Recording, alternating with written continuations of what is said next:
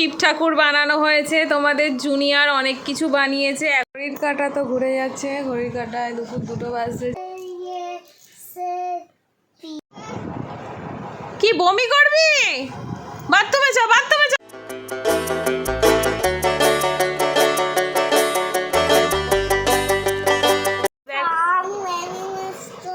এই দেখো farm animals. Welcome back to Asansol blogger Shraboni. আমি ক্যামেরাটা অন করিনি জানো তো, আমার ছেলে এখন আমাকে ব্লগ করানোর কথা মনে করিয়ে দেয়। একটু ভেরি গুড মর্নিং। আজকে হচ্ছে নীল ষষ্ঠী, আজকে হচ্ছে সোমবার। এটা জিনিস তোমরা বলো কি? জুনিয়র এখন দুধ খাচ্ছে, ওদিকে জুনিয়রের মাছ আর ডাল সেদ্ধ আলু সেদ্ধ হয়ে গেছে। ভেন্ডিটা ভাজবো, মানে জুনিয়র আর জুনিয়রের বাবা তো আজকে ভাত খাবে, আমি তো খাবো না ভাত। একটু গান শুনিয়ে দাও সবাইকে। আস্তে আস্তে দুটো খেয়ে নাও বাবা, তাড়াতাড়ি তাড়াতাড়ি বিস্কিটটা খাও, আমার কাজ বাকি আছে। ওদিকে আমি একটু চাটা খাই, একটু তাড়াতাড়ি। আর এই যে এদিকে ভাত হচ্ছে, আর এখানে আমার সাবুটা ভেজানো আছে, এখন ধরছি না। আর হচ্ছে এই যে চাটা রেডি, চাটা এখন খেয়ে নিই। আর ওইদিকে সবজিওয়ালা এসছে, তাকে বলতে হবে কালকে দিয়েছে হচ্ছে পচা লাউ।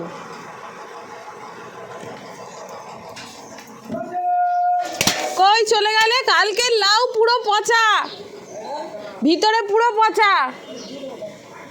আজকে আনোনি লাউ? নাই, কালকে দিয়ে দিও। পাপা এবার টক টক করে খেয়ে নাও, দুটো খেয়ে নাও, আমি আসছি। সো আজ তো নীল ষষ্ঠী, কাল বাদে পরশু হচ্ছে তোমার পয়লা বৈশাখ। আমরা নতুন জামা পরি কি না পরি, ছেলেকে তো পরাতে হবেই। আমি একটা জায়গা থেকে রিসেল করি, সেখান থেকেই কিছু কুপন আমার জমে গেছিলো, তো ভাবলাম চলো জুনিয়রের জন্য একটা সস্তাতে জামা নিয়ে নিই। আর সব থেকে বড়ো কথা, অনেকগুলো অপশান ছিল চুজ করার জন্য, জুনিয়রকেই দিয়েছিলাম এবং জুনিয়রই এই জামাটা নিজের থেকে পছন্দ করেছে। জুনিয়রের পছন্দটা কেমন তোমরা কিন্তু অবশ্যই কমেন্ট বক্সে জানাও, এবং কোয়ালিটিটা আমার তো বেশ ভালো লেগেছে। তোমরা যদি এই ড্রেসটা নিতে চাও আমাকে অবশ্যই কমেন্ট বক্সে জানাবে। আর সো এদিকে জুনিয়রের দুপুরের লাঞ্চ একদমই রেডি স্কুলের জন্য। এখন টিফিনটা বানানোর পালা। একটু বাটার দিয়ে দিয়েছি, তার মধ্যে মাখানাগুলোকে সম্পূর্ণটাই ভেজে রাখছি একবারে। আর কিছুটা মাখানা একটুখানি ভাবছি অন্যরকম করে আজকে জুনিয়রকে বানিয়ে দেবো। এদিকে তো আজকে নীল ষষ্ঠী, আমার ইঞ্জিনের অয়েল ফুললি ডাউন, পেটে প্রচণ্ড যন্ত্রণা করছে।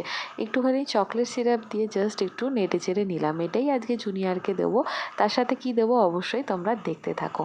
আর যেটা তোমাদেরকে বলছিলাম, আজকে তো নীল ষষ্ঠী, পুরো নির্জলা উপোস থাকতে আমি পারবো না, কারণ কিছু সমস্যা রয়েছে, কিছু ইস্যু রয়েছে, কিছু প্রবলেম রয়েছে, সেগুলো ডিসক্লোজ করতে পারছি না।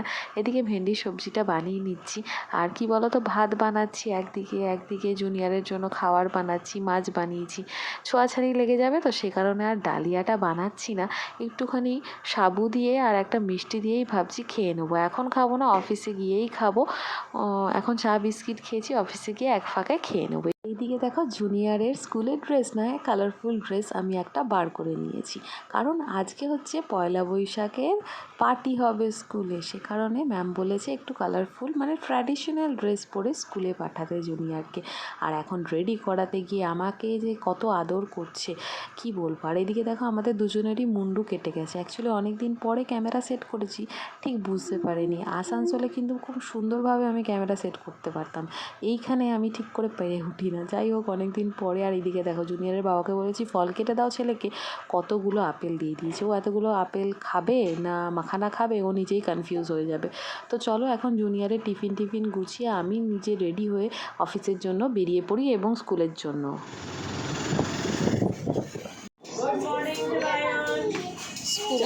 স্কুলে পার্টি। Bag bag bag. নীলষষ্ঠীর ব্রত পালনে এবছর যেন সব কিছুই নতুন নতুন হচ্ছে। গোপাল শিবরূপে আজকে পূজিত হচ্ছে আমার এই বাড়িতে। ওই বাড়িতে তো সব কিছুই রয়েছে, আর এ বাড়িতে নতুন করে ঠাকুর আনতে পারবো না, যেহেতু কালসুট রয়েছে। আমার মার বাড়িতেও কালসুট রয়েছে, আর আমি যেহেতু পারছি না, সে কারণে জুনিয়রের বাবাই পুজোটা সেরে নিচ্ছে। নীলের বাতি আজকে জ্বালাবে জুনিয়রের বাবাই, জুনিয়রের জন্য বলতে পারো। তো যাই হোক, এইভাবেই তো দিনগুলো কাটছে নানা রকম সমস্যার মধ্যে দিয়ে। সমস্যা যত আসবে সমাধানের পথও তত বেরোবে। ঠাকুরকে আমি সবসময় বলি, আমাকে যতটা পরিমাণ তুমি পরীক্ষা দিচ্ছ আমি যাতে পাশ করতে পারি, সেটারও কিন্তু অধিকার বা কি বলবো, শক্তি আমাকে দিয়েও বলতে পারো। আমার মাকে ছাড়া প্রথম নীলষষ্ঠীর ব্রত পালন আজ আমার। যাই হোক, জুনিয়রের বাবার পুজো তোমাদের কেমন লাগলো অবশ্যই কমেন্ট করে জানিও। এখন কিন্তু ঘড়িতে 4:30 বেজে গেছে, আমি অফিস থেকে এখন বাড়িতে ফিরছি। তো যাই হোক, এবছর মাকে ছাড়া মানে নীলষষ্ঠী সব কিছুই মাকে ছাড়া, এবং সন্তানের মঙ্গল কামনার জন্যই কিন্তু এই ব্রত পালন করা হয়।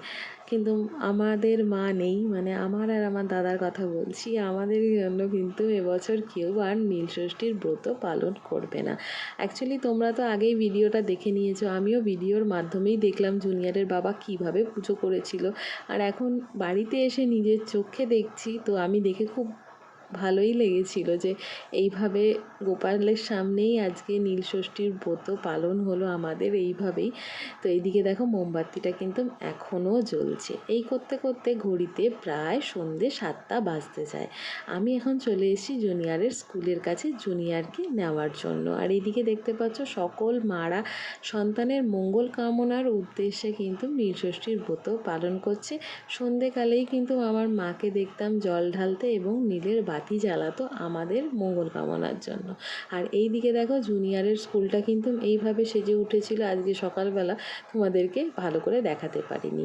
যাই হোক, জুনিয়রকে নিয়ে আমি এখন বাড়িতে চলে এসেছি। আর এখানে হুলুস তুলুস কাণ্ড লেগে গেছে, কারণ জুনিয়রের যা স্টাডি কিট ছিল সেগুলো আজকে সব হ্যান্ডওভার করে দিয়েছে, যেগুলো বাড়িতে দিতে হবে। আর এগুলোকে মলাট করতে হবে কত কিছু। আর নিজের কি বলতো, সারাদিন উপোস করে আর আমার এত শরীরটা খারাপ লাগছে, ইঞ্জিনের অয়েল এতটা ডাউন, পেটে এত যন্ত্রণা করছে, সব নিয়ে জুনিয়রকে কোম্পানিটাও আমাকে দিয়ে যেতে হচ্ছে সমানে। আর এখন এই ক্লেটা খুলবে, ক্লে দিয়ে উনি কিছু তৈরি করবে, এই নিয়ে ওনার মাথা ফাতা খারাপ হয়ে যাচ্ছে। এদিকে বইপত্র দেখে তো আমার মাথা খারাপ হয়ে যাচ্ছে। যাই হোক, সবই দিয়ে দিয়েছে, কিন্তু 2-3টে জিনিস এখনও দেওয়া বাকি রয়েছে। একটাতে ম্যাম টিক দিয়ে দিয়েছে যে কতটা কি বানাতে পারছি জানি না, জুনিয়র তো এই কেকগুলো দিয়ে ব্যস্ত হয়ে যাচ্ছে। তাই একটা দাঁড়া, ওটার জন্য স্ট্যান্ড করবো, দাঁড়া দাঁড়া ওয়েট কর, কথা বলতে দেবে না। আজকে জুনিয়রকে স্কুলে আনতে যাওয়ার সময় মাথাটা মনে হচ্ছিল ঘুরে যাচ্ছে। আর এখন আমার যে মুখ থেকে কথা বেরোচ্ছে না, সেটা আমার ছেলের বোঝার একটুকু ক্ষমতা নেই, সে তার মতনই আছে। বলো। বাহ, খুব সুন্দর হয়েছে তোমাদের জুনিয়র, দেখো কত সুন্দর শিখে গেছে ওম বানাতে। লাইনটা বানাতে স্পেশাল আমাদের ক্লে দিয়ে শিব ঠাকুর বানানো হয়েছে। তোমাদের জুনিয়র অনেক কিছু বানিয়েছে। এখন কি বানাচ্ছ পাপা, তুমি কি বানাচ্ছ? হ্যাঁ, কি বানাচ্ছ? বেলপাতার উপরে উনি ক্লে লাগিয়ে দিয়েছে, উনি এখন অনেক কিছু বানাচ্ছে, উনি ওং বানাচ্ছে, অনেক কিছু করছে। পাপা পেটে ব্যথা করছে, দেখাও মুখটা দেখাচ্ছি তোমাদের।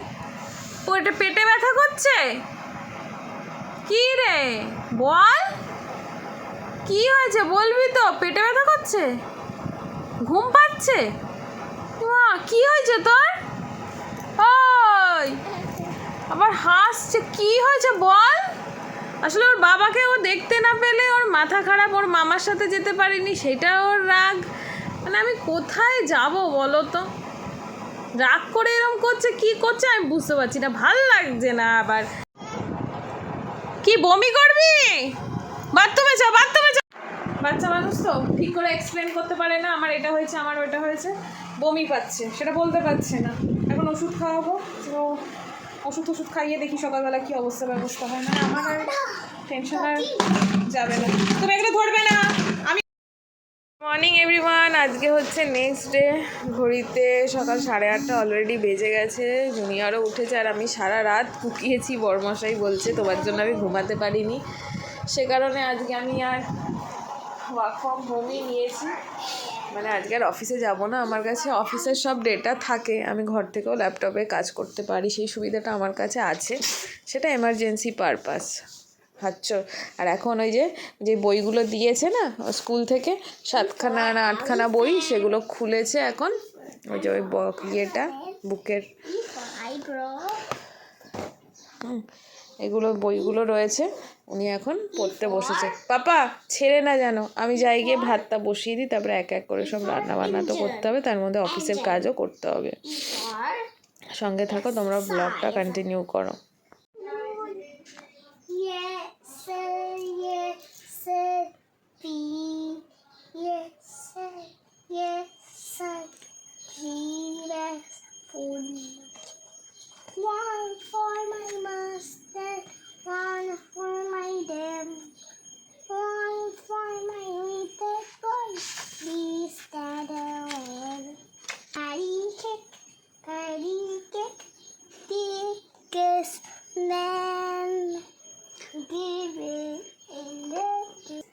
এখন মনোযোগ সহকারে চলছে পড়াশুনো। আর এদিকে আমি এখন একটু গরম জল খেয়ে নেব, ভাতটা বসিয়ে দিলাম।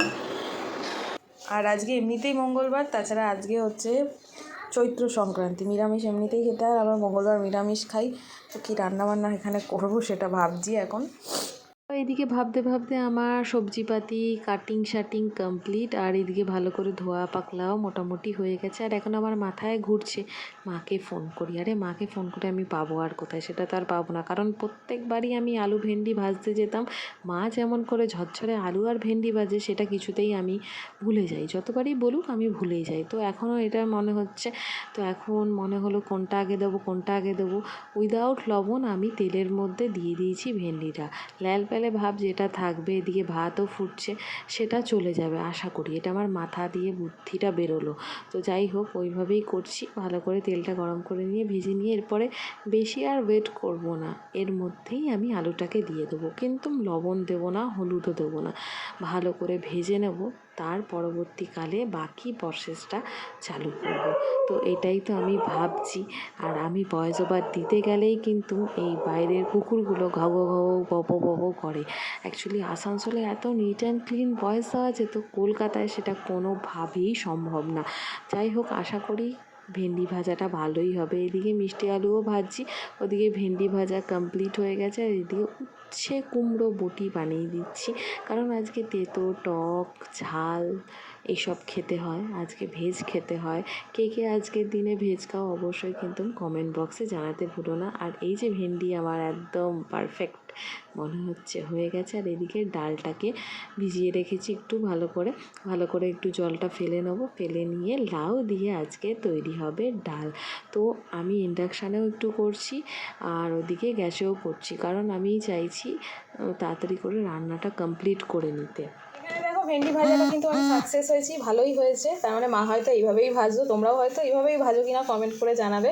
আমার শাশুড়িকে দেখি আলাদা ভাজতো, ভেন্ডিগুলোকে আলাদা, আলুগুলোকে আলাদা। তো আমার মনে হয় একসাথে ভাজলে টেস্টটা বেশি ভালো হয়। এখানে লাল আলু মানে মিষ্টি আলু জুনিয়রের জন্য, যেটা ঠিক আটছে না, একটু ভিতর দিকে দিয়ে দিই, তাহলে আটকে দেবো। আর এই যে উচ্ছে কুমড়োর বটি, আজকের দিনে কিন্তু তেতো টক ঝাল সবই খেতে হয়। বিয়ের পরে আমার শাশুড়িমাকে দেখিনি অবশ্য এত নিয়ম করতে, আমার মা এসব নিয়ম করতো। আজকে তেঁতোর ডাল বানাতো, তারপরে তোমার বানাতো তোমার আমের ডাল, আমি সেখানে আমের টক করব। আবার মা বানাতো হচ্ছে গিমা পাতা, আজকে খেতেই হয়। আর আমাদের আবার ঠাকুরকে ছাতু ঠাতু দেয়। যাই হোক, এবছর দেওয়া যাবে না মাদের, আর আমার শ্বশুরবাড়িতে এই নিয়মগুলো নেই। আর এই দিকে দেখো একটা ইম্পর্টেন্ট একটা ভালো জিনিস, মা রান্না করতো এঁচড় ডালের বড়া দিয়ে, আর আমি আজকে রান্না করছি হচ্ছে এখানে বড়াই বানাবো, এটার কোপ্তা বানাবো বলতে পারো। আলু আছে, এখানে রয়েছে কাঁচকলা, তোমরা এরকম ট্রাই করতে পারো। আর তার সাথে যেহেতু আজকে ভেজ, একটুখানি তোমার প্রোটিন খাওয়া দরকার, তো সেই কারণে এখানে এগুলো হচ্ছে তোমার সয়াবিন, সব দিয়ে ভালো করে মেখে খেতে খুব টেস্ট হয়। এর আগে আমি অনেকবার বানিয়েছি, কিন্তু মানে দুবার বানিয়েছি, 2-3 বার, কিন্তু যেহেতু মানে কী বলবো, মানে আমি যেহেতু ব্লগ করছি না, সেই অর্থে তোমাদেরকে দেখানো হয়নি। তো চলো এগুলোকে ভালো করে মেখে নিই, মাখিয়ে নিয়ে তার মধ্যে একটুখানি দেবো, কী দেবো পরে বলছি। সো এগুলো এখন ভালো করে মাখতে হবে। এর মধ্যে একটু লবণ দিয়েছি, হলুদের গুঁড়ো একটু দিয়েছি, তোমার গরম মশলার গুঁড়ো, তার সাথে দিয়েছি একটু গুড়ের গুঁড়ো বা ওই তোমার বলতে পারো বাতাসার গুঁড়ো। ভালো করে এবারে একটু বেসন দিয়ে সুন্দরভাবে মেখে নিতে হবে, যাতে একটুখানি বল আকার গড়তে পারি। তারপরে এগুলোকে এক এক করে ফ্রাই করে নিতে হবে। ডালে একটা সিটি দিয়ে সিটিটা ছাড়িয়ে আবার লাউগুলো দিয়ে আরেকটা হালকা সিটি দিয়ে নিচ্ছি। আর এদিকে কী বলো তো, ব্লগ করতে গেলে মায়ের কথা মনে পড়তেই থাকে। বিয়ের পর থেকে আসানসোল কলকাতার ব্যাপারটা যখন তৈরি হলো, মায়ের ফোনের পরিমাণটাও আমার সাথে যেন দ্বিগুণ বেড়ে গেল। আর 10টা কি 11টা এই টাইমটা হলেই মা ডেলি ফোন করতে, এই টাইমে বাড়িতে আমি রান্না করতাম। তো কি বলবো, এখন ব্লগ করতে গেলে মায়ের কথা যেন 24টা ঘন্টাই মনে পড়ে। এই যে এখানে আমের টকটা একদম কমপ্লিট হয়ে গেছে। ডালটা তো তোমাদেরকে দেখালাম আমি, আর আগে তো এগুলো সব দেখিয়ে দিয়েছি। এই যে ডাল, লাউ দিয়ে ডাল। রান্নাঘরে মোটামুটি রান্না করতে করতে এগুলো সব মাঝামাঝি করে নিয়েছি, আবার এইটুকু বেরিয়েছে। এই দিকটা ক্লিন আপ হয়ে গেছে, রান্না করতে করতেই আমি করে নিই। হাঁপিয়ে গেছি, শরীরটা ঠিক নেই, পাগুলো আর দাঁড়াতে পারছি না, এত যন্ত্রণা হচ্ছে। আর এই যে বড়াগুলো ঠিক এইভাবে, কিসের বড়া এটা বুঝতেই পারবে না, ডালের বড়া না কিসের বড়া, সয়াবিন আলু আর তোমার কাঁচকলার বড়া। কয়েকটা একটু ভেঙে গেছে, একটা একটা করে ভাজলাম তো ওইটার মধ্যে। তো এখন এই যে রসাটা করব, এখানে জিরের গুঁড়ো, টমেটো আর হলুদ আছে। এবারে ভেজে রাখা আলুগুলো দিয়ে দেবো এর মধ্যে। ব্যাস, এর মধ্যে দিয়ে করে সামান্য একটু জল দিয়ে ছাতলাবো, একটু ঝোল ঝোল মতন রাখবো। আর এইটা দিলে একটু মাখা মাখা হয়েই যাবে, জলটা টেনেই নেবে। ব্যাস এই হবে আজকে আমাদের দুপুরবেলা লাঞ্চ মেনু। জুনিয়র গেছে ওনার মামা বাড়িতে, ওখান থেকে উনি আর ফেরত আসতে চাইছেন না। দেখলেই রান্না আমার মোটামুটি কমপ্লিট। এখন আমার বস ফোন করেছে, একটা এমার্জেন্সি কাজ আছে, সেটাকে কমপ্লিট করতে হবে। তো ল্যাপটপটা আমি অন রেখেই দিয়েছিলাম, তো এখন কাজটা কমপ্লিট করব, ওনাকে পাঠাবো, তারপরে আমি নিজে ফ্রেশ হব। তো ওইদিকে বড়মশাইকে একটা জিনিস জিজ্ঞেস করছিলাম যে এটা এইভাবে করলে কীরকম কী করে হবে। তো যাই হোক, এইভাবেই দিনটা চালাতে হচ্ছে, শরীর খারাপ নিয়েও কাজ করতে হয়। ঘড়ির কাঁটা তো ঘুরে যাচ্ছে, ঘড়ির কাঁটায় দুপুর 2টো বাজতে যায়। এদিকে কাজ আমার কমপ্লিট হয়েছে, এখন হচ্ছে জামা কাপড়গুলো মেলার পালা। মেলতে যাচ্ছিলাম, মনে হলো তোমাদের সাথে চলো একটু দেখিয়ে দিই। পায়ে খেলাম গুঁতো।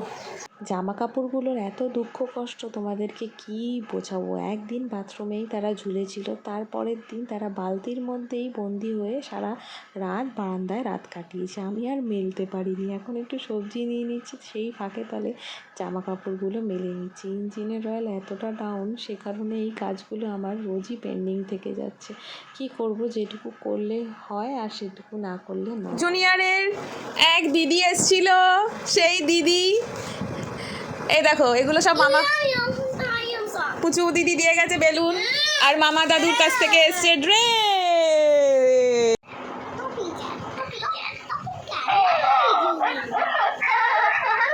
দেখতে পাচ্ছ টকিং ক্যাট আর টপিং ক্যাট বলে এই বাচ্চাটার অবস্থা, মানে খালি নতুন নতুন গিফট পাবে। এইটা কে দিয়েছে?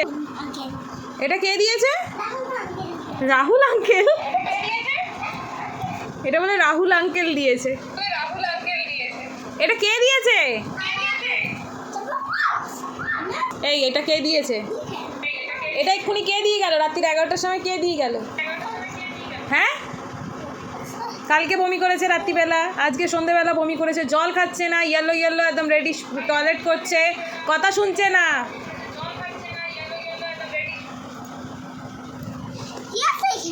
এটা কে দিয়েছে বলো?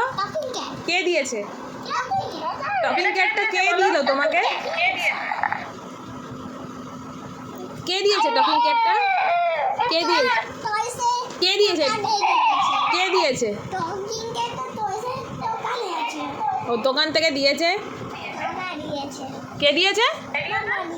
তাহলে এতক্ষণ বলতে লাগলো, কত কে কথা বলে দিল, বুঝতে পারছো? এটার জন্য মাথা 1 সপ্তাহ ধরে খারাপ হয়ে গেছে ওর। রোববার থেকে এটার জন্য মাথা খারাপ। ওকে সরাও, ওকে সরাও, আমাকে ব্লক করতে দেবে না। আর কি বলবো, সোমবার শুরু করেছি ব্লগ, আজকে মঙ্গলবার, বুধবার ব্লগ দেওয়ার দিন আমার। জানি না ব্লগটা এডিট করে উঠতে পারবো কিনা, কারণ আমার ইঞ্জিনের অয়েল সত্যি খুব ডাউন। কতটা ডাউন তোমাদেরকে বলে বোঝাতে পারবো না। এখন শুতে চলে এসেছি রাত্রিবেলা, আর জুনিয়র তো এখন এই টকিং টম নিয়ে করছে। এখনই গিফট পেলো ওনার মামার কাছ থেকে। রমের ছোটো খেতেই আমার ইচ্ছা করছে না। জুনিয়রকে তো ডাক্তার খাওয়াতেই না করেছে, তবুও আমি অল্প দুটো জল দিয়ে ভাত দিয়ে লবণ দিয়ে মেখে আলু ভাজা খাইয়েছি, অল্প একটুকু ভাত খাইয়েছি। আর এখন জল ফল খাক, একটু দৌড়াদৌড়ি করে, মানে ওর কী বলতো পটি ঠিক করে হচ্ছে না, বমি হয়ে যাচ্ছে, এই হয়েছে ব্যাপার। জলটা কম খাচ্ছে। চলো চলো টাটা। আশা করি তোমাদের শুভ নববর্ষ খুব ভালো কাটবে। কালকে নববর্ষ, তোমাদের সকলকে জানাই শুভ নববর্ষ। তোমরা এই ভিডিওটা যখন দেখবে তখন নববর্ষই হবে। তো যাই হোক টাটা। যখন দেখবে তখন নববর্ষই হবে। তো যাই হোক টাটা। মা কি আমার কথা বলতে বলছে তো।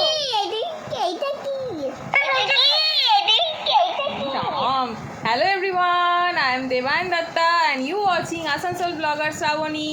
Hello everyone.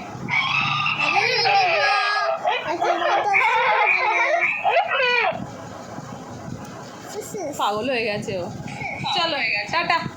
দুনিয়ার অনেক বই, সেগুলোকে আবার মলাট করতে হবে। হ্যাঁ।